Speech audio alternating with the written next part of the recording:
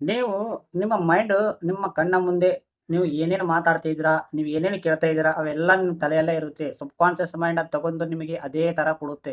ನಿಮಗೆ ಒಂದು ಎಕ್ಸಾಂಪಲ್ ಹೇಳಬೇಕಾಗಿದ್ದರೆ, ನೀವು ಲವ್ ಫೇಲ್ಯೂರ್ ಹತ್ರ ಹೋಗಿ ಅವ್ರು ಯಾರು ಲವ್ ಫೇಲ್ ಆಗಿದ್ದಾರಲ್ಲ, ಅವ್ರ ಹತ್ರ ಹೋಗಿ ಕುಂತಿದ್ದಾಗ ಕೇವಲ ಅವ್ರಿಗೊಂದು ಒಪಿನಿಯನ್ ಕೇಳಿದಾಗ, ಅವರು ಓನ್ಲಿ ಫೇಲಿಯರ್ ಬಗ್ಗೆನೇ ಮಾತಾಡಿರ್ತಾರೆ. ಅದೇ ಒಪಿನಿಯನ್ ಕೊಡುತ್ತಾರೆ. ಅದೇ ಒಂದು ಬಿಸಿನೆಸ್ ಮ್ಯಾನ್ ಫೇಲ್ ಆ ಯಾರು ಬಿಸಿನೆಸ್ ಮಾಡಿರೋರು ಫೇಲ್ ಆಗಿರ್ತಾರಲ್ವಾ, ಅವ್ರ ಹತ್ರ ಹೋಗಿ ಒಂದು ಒಪಿನಿಯನ್ ತಗೊಂಡಾಗ ಅವರು ಫೇಲ್ ಥರನೇ ಹೇಳುತ್ತಾರೆ. ಅಂದ್ರೆ ಫೇಲ್ ಓನ್ಲಿ ನೆಗೆಟಿವಿಟಿನೇ ಕೊಡುತ್ತಾರೆ. ಅದೇ ನೀನು ಒಂದು ಸಕ್ಸೆಸ್ ಯಾರು ಆಗಿರ್ತಾರಲ್ವಾ, ಅವ್ರ ಹತ್ರ ಹೋಗಿದಾಗ ಕೇವಲ ಅವ್ರು ಸಕ್ಸೆಸ್ ಆಗಿರುತ್ತಾರೆ. ಅವ್ರಿಗೆ ಓನ್ಲಿ ಪಾಸಿಟಿವ್ ಅನ್ನೋದು ನಿಮ್ಗೆ ಕೊಡುತ್ತಾರೆ. ಸೊ, ನೀನು ನೀನು ಒಂದು ಡಿಸೈಡ್ ಆಗಿದ್ದಿ ನೀನು ಈ ಕೆಲಸ ಮಾಡಬೇಕು ಅಂದಾಗ, ಸೊ, ಕೆಲವೊಂದು ನೀನು ಒಪಿನಿಯನ್ ತಗೋತಿ. ಒಬ್ಬ ಹತ್ರ ಒಪಿನಿಯನ್ ತಗೊಂಡಾಗ ಅವ್ರು ಅನುಭವಿಸಿದ್ದು ನಿನಗೆ ಹೇಳುತ್ತಾರೆ. ಪಾಸಿಟಿವ್ ಇದ್ರೆ ನೀನು ಪಾಸಿಟಿವ್ ಉಲ್ಲಾಸ ಬರುತ್ತೆ ಇನ್ನು ಮಾಡ್ಬೇಕಂತ ಅನಿಸುತ್ತೆ. ಬಟ್ ಅದೇ ಅವರು ಫೇಲ್ ಆಗುತ್ತೆ, ಅದು ಆಗುತ್ತೆ ನೆಗೆಟಿವಿಟಿ ಹೇಳಿದಾಗ ಮಾತ್ರ ನಿಮಗೆ ಅದೇ ಮೈಂಡಲ್ಲಿ ಕುಂತು ನಿಮ್ಗೊಂದು ಡೌಟ್ ಕ್ರಿಯೇಟ್ ಬರುತ್ತೆ. ಅದು ಮಾಡ್ಬೇಕಾ ಇಲ್ಲ ಅಂತ. ಸೊ, ನೀನು ನಿನ್ನ ಒಪಿನಿಯನ್ ಯಾರಿಗಾದ್ರೂ ಕೇಳ್ತೀಯಲ್ಲ,